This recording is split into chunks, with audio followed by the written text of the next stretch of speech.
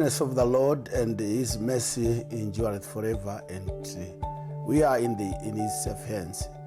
We celebrate the power of the risen Lord. I hope I find you well and always in the comfort of the Lord.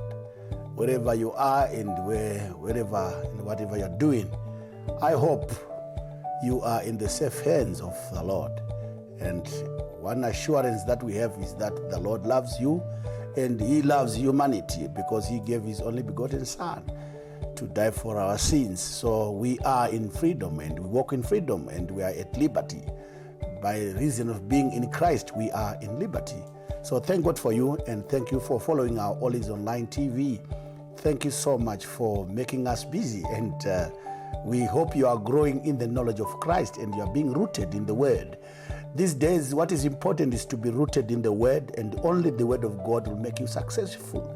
You know, there are so many things that are happening in this end time where we are thrown in confusion, and sometimes we don't really get to understand what's going on around us. But the Word of God will reveal the times and will interpret what is happening in the days that we're living in. So I hope you are being rooted and you are growing in his knowledge. Thank God for that. So today we are going to share about the ransom. The ransom, you know, and ransom is a sum of money demanded or paid for the release of a captive. It is an amount of money that is demanded or that is paid for a release or paid for freedom. It's a remand. It's a ransom, especially when it's demanded by somebody who would have kept somebody as a hostage. So it's called ransom. So today we're going to read from the book of Exodus, chapter number 30, verse number 11 to number 16. I'll read from King James Version, and King James Version is a bit difficult to understand, but it has that touch that we want, especially we as the theologians, and we love to explain the King James Version. So chapter number 30, verse number 11 reads, "And Aaron shall make an atonement upon the horns of it once in a year with the blood of the sin offering of atonement. Once in the year shall he make atonement upon it throughout your generations. It is most holy unto the Lord.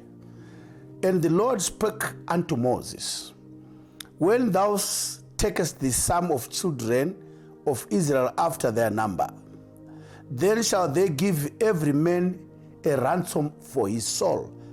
Underline this: a ransom for his soul. Every man shall be given a ransom for his soul, which means he was given money to buy freedom.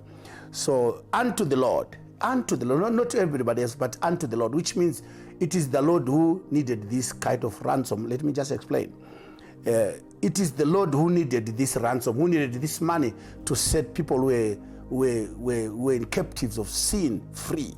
So the Lord demanded a ransom. "When thou numberest them, that there be no plague among them. When thou numberest them." Verse number 13 says, "This they shall give everyone that passes among them that are numbered. Half a shekel," it's about money, "half a shekel after the shekel of the sanctuary." A shekel is 20 gerah.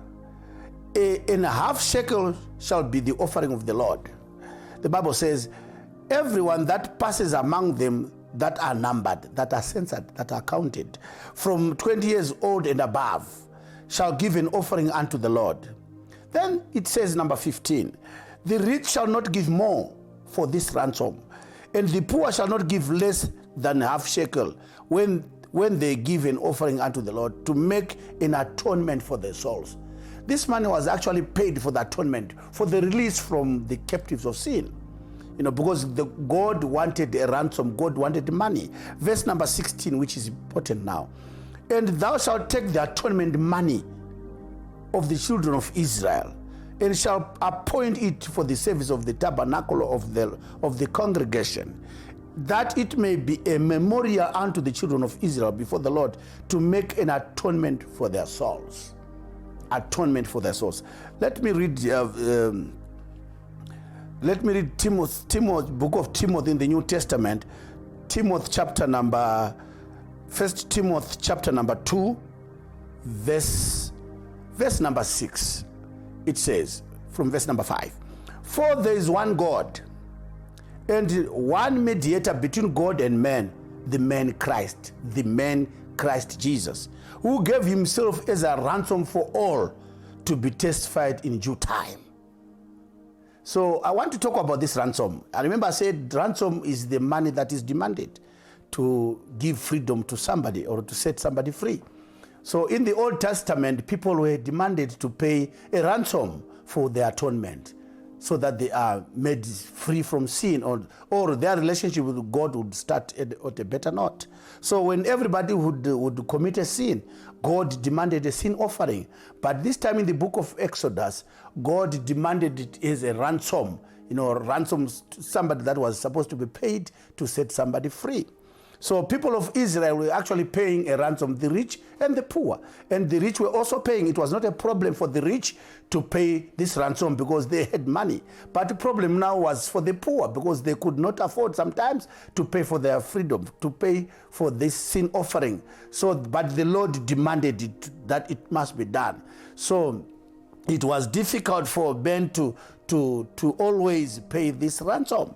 So it was a difficult type of worship. Remember, in the Old Testament, in the Old Covenant, it was a man coming to God with something else to get freedom, or to buy freedom, or to buy liberty. So man was coming before God with an offering, and they would come to the priest. And Aaron was one of the priests who was actually administering these kind of offerings. So God demanded everybody to do that. Everyone who was committing a sin was expected to make an offering, a sin offering to the Lord. So it was a shame to those who didn't have, because they would remain in sin forever until they get that kind of ransom.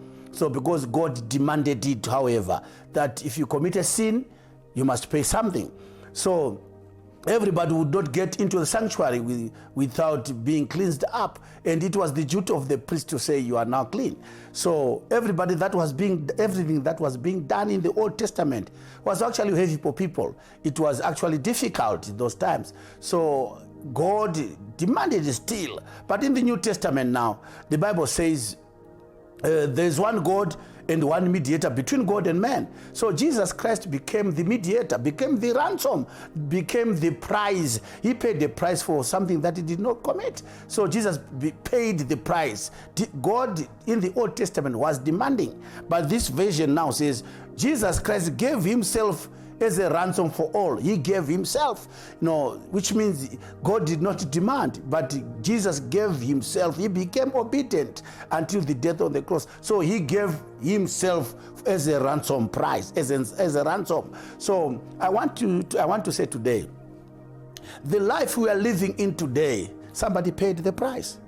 The life that we are enjoying today, somebody gave himself up for that, because sin was meant to condemn us. And the condemnation of the sin was the eternal condemnation.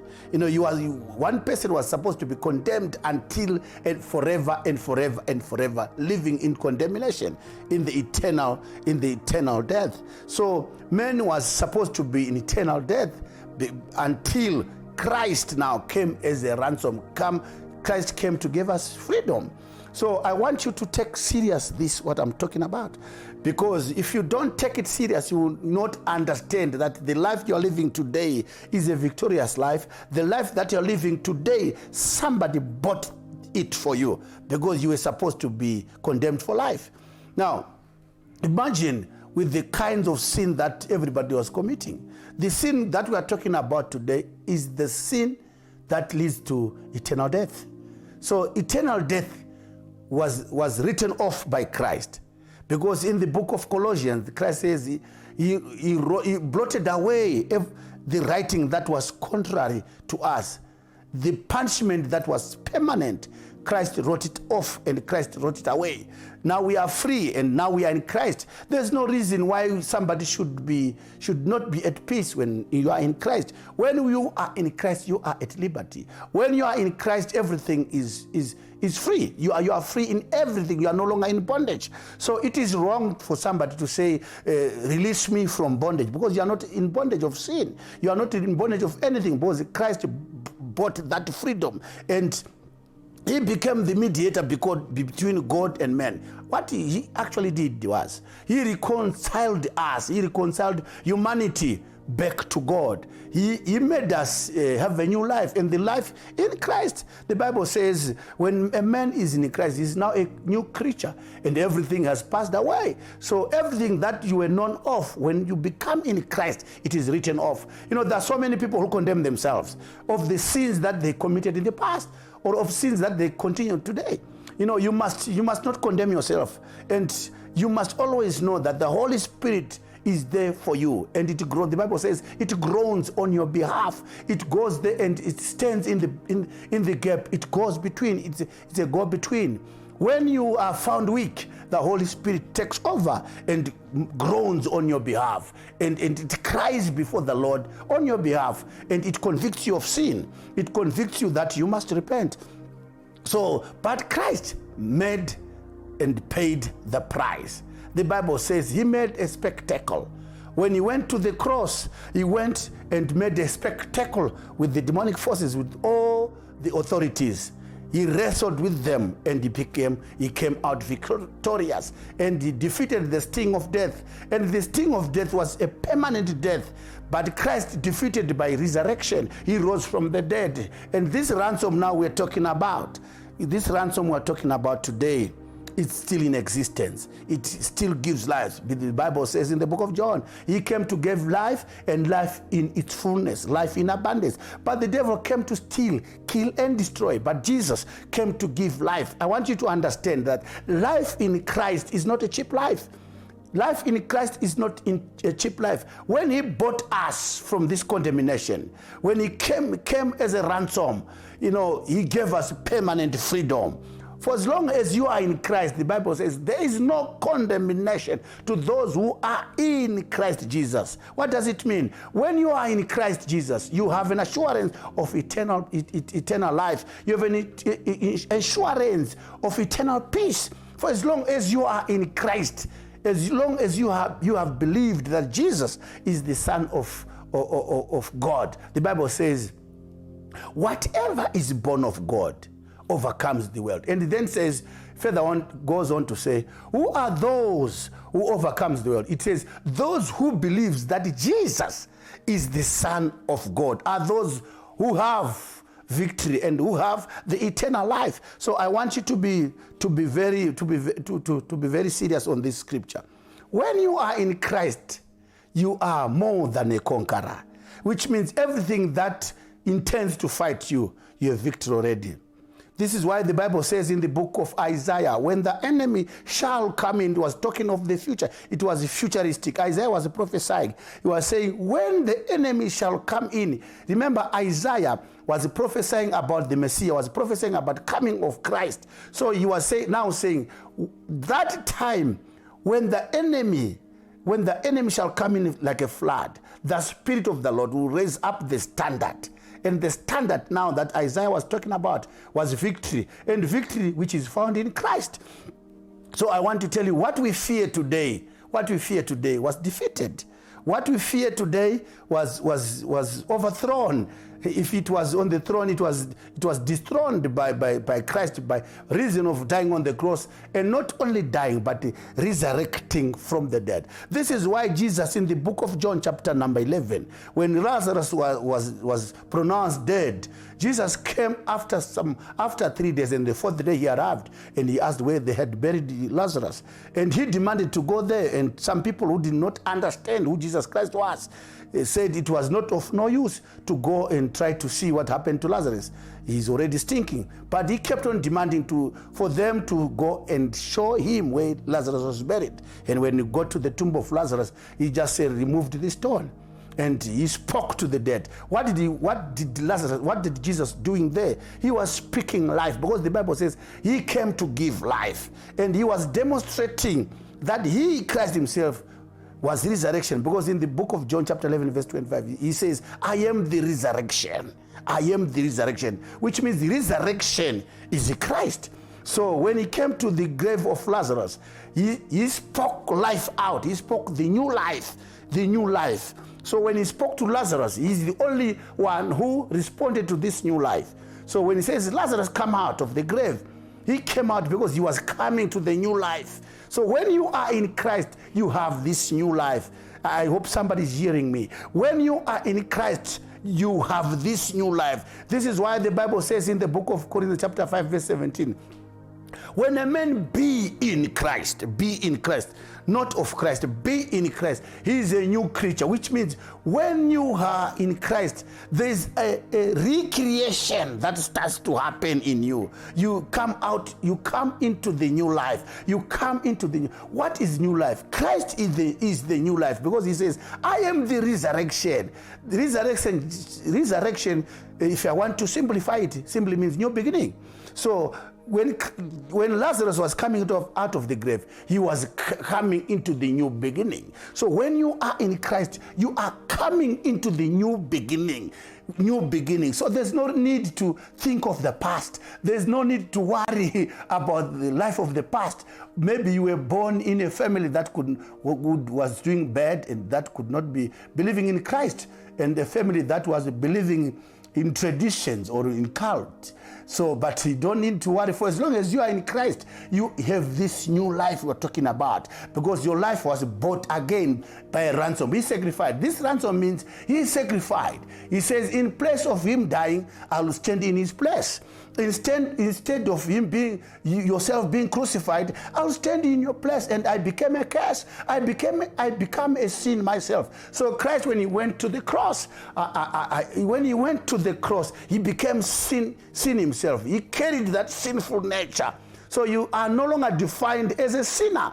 You are no longer defined as somebody who is not worthy to be the Son of God. So when Christ died, let me just explain. When Christ paid this himself as a ransom, he was bringing new life to you.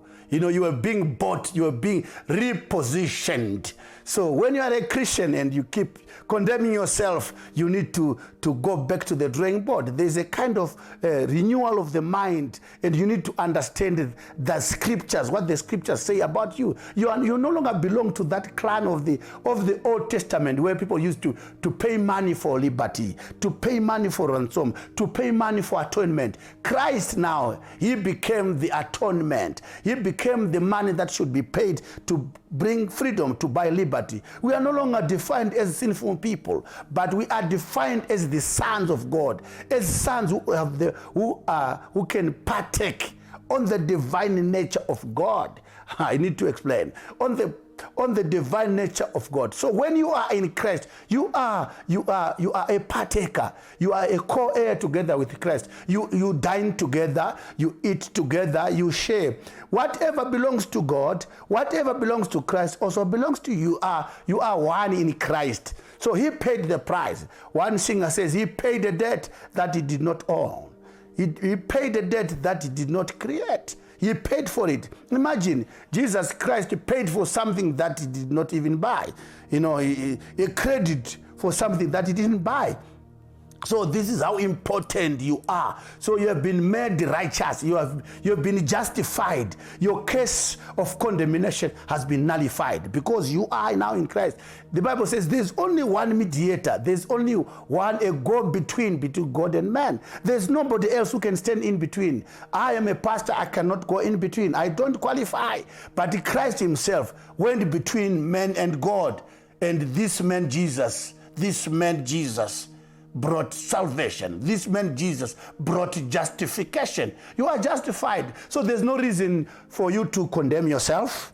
What we call self-condemnation. You are always looking down upon yourself. When people think this sinful nature condemns you. The Bible says in the book of Galatians, these affections, the human affections, were nailed together on the cross with Christ. So we are not defined by how people see us. We are not defined by what people say, but we are defined by what Christ did. You know, the power of the cross. You know, the power of the cross, what the cross did for us is what defines us. So when we preach, we don't preach what we are doing. We preach what Christ did for us. We have freedom in Christ, and we found favor before the Lord. And the grace that operates in our lives, it's not cheap grace.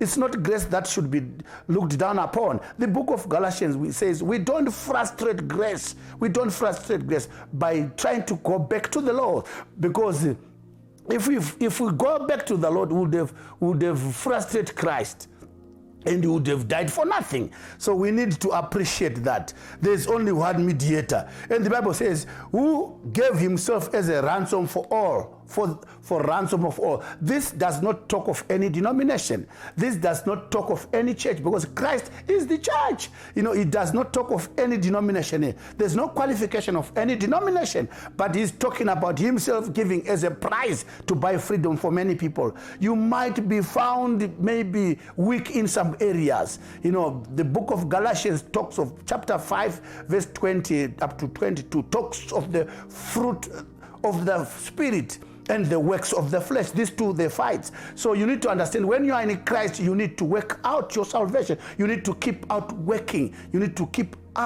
working out your own salvation. And you need to say, God, I need the fruit of the Spirit that will help you to walk in the journey of being a believer. So it is important that we understand that principle, that Jesus Christ is the ransom. Jesus Christ is the price. Jesus Christ is the price. So the Bible talks of Christ as the one who bought this freedom for us. He paid the debt.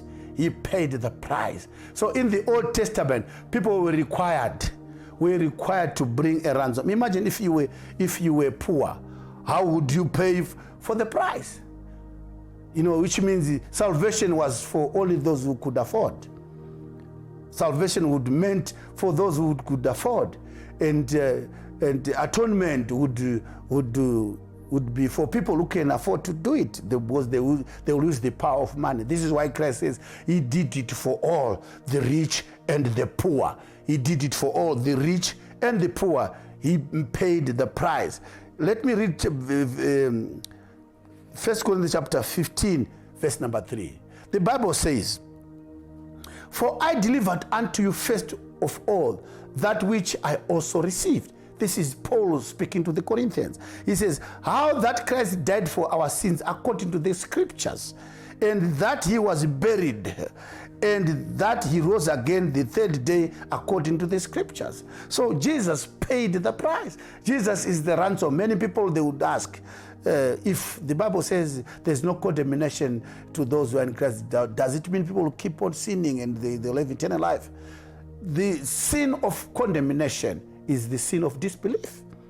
You must separate the sin, another sin, from the sin of disbelief, the sin of refusing that Jesus is the Son of God. That's where the difference is. When you have a disbelief, you are saying Jesus is not the Son of God. This is why the scripture says, whatever is born of God, whatever receives Jesus Christ as the Son of God. This is why you find the book of John, 1 John chapter 5, verse 12 says, he who has Christ has life, and who does not have Christ does not have life. Because which life is he talking about? He is talking about the eternal life.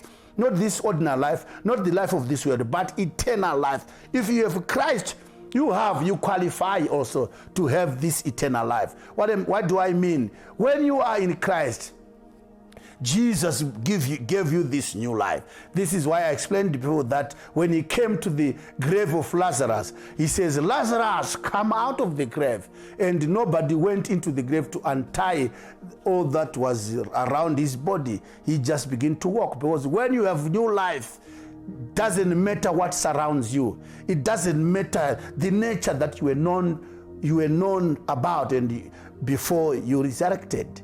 you will still come out. It doesn't matter with the condition, you will still come out a brand new man. When you are in Christ, you become a brand new person.